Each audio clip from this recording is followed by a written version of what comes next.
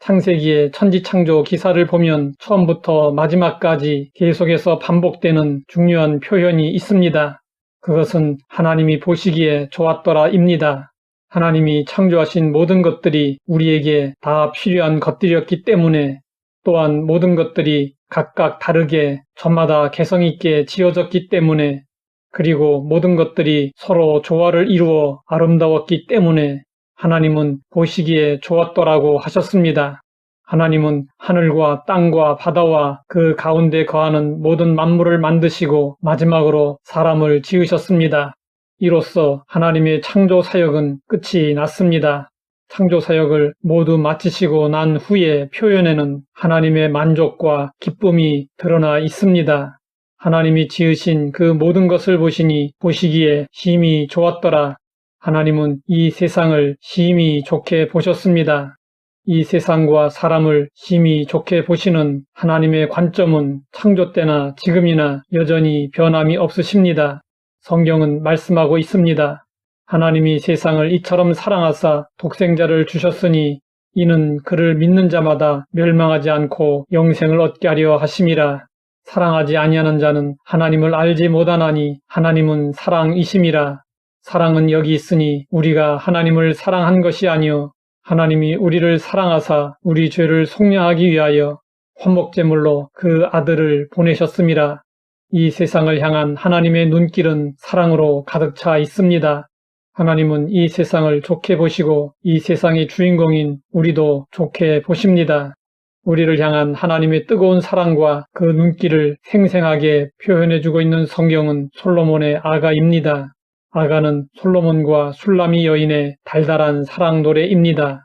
그러나 영적으로는 우리를 향한 하나님의 뜨거운 사랑을 보여주고 있습니다. 솔로몬은 술람미 여인을 향해 내 얼굴은 아름답구나 라고 노래하며 보고 싶어 했습니다. 그러면 솔로몬이 보고 싶어 했던 술람미 여인의 얼굴은 얼마나 아름다웠을까요?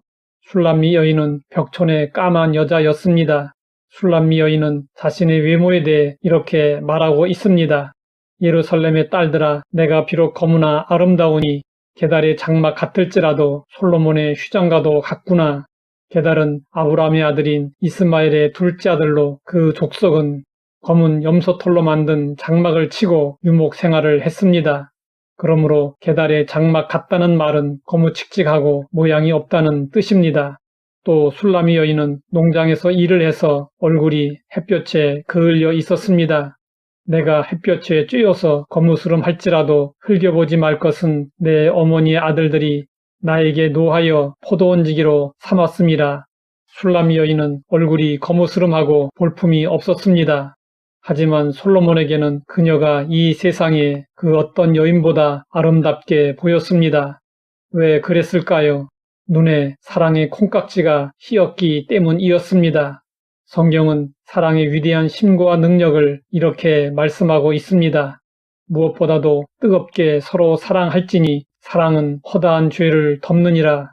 사랑하면 어떤 죄와 실수도 용납되고 단점과 약점마저도 좋아 보입니다. 솔로몬은 술람미 여인의 얼굴을 보고 싶어 했고 목소리를 듣고 싶어 했습니다. 죄와 허물이 많은 우리는 거무스름한 술람미 여인처럼 볼 것이 전혀 없는 존재입니다. 그런데도 하나님은 우리를 사랑하십니다. 우리가 하나님의 사랑을 받는 것은 의롭고 잘 생겨서가 아닙니다. 하나님이 우리를 하나님의 형상대로 지으셨기 때문에 무조건 사랑하시는 것입니다. 그래서 하나님은 사람들이 죄짓고 불의할지라도 버리지 않으시고 구원하시고자 예수님을 이 세상에 보내주셨습니다. 예수님은 마음에 드는 사람만을 위해서 십자가에 달리신 것이 아닙니다. 이 세상 모든 사람을 위해서 십자가에 달리셨습니다.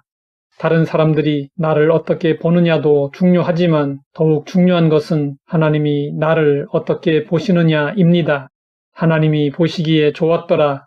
우리는 이 말씀을 기억하며 자부심을 가지고 당당하게 살아야 합니다. 하나님 아버지, 우리를 사랑의 눈길로 보고 계심을 알게 하시니 감사합니다. 우리를 향한 하나님의 사랑을 기억하고 그 사랑 안에서 살게 하옵소서. 예수님의 이름으로 기도드립니다.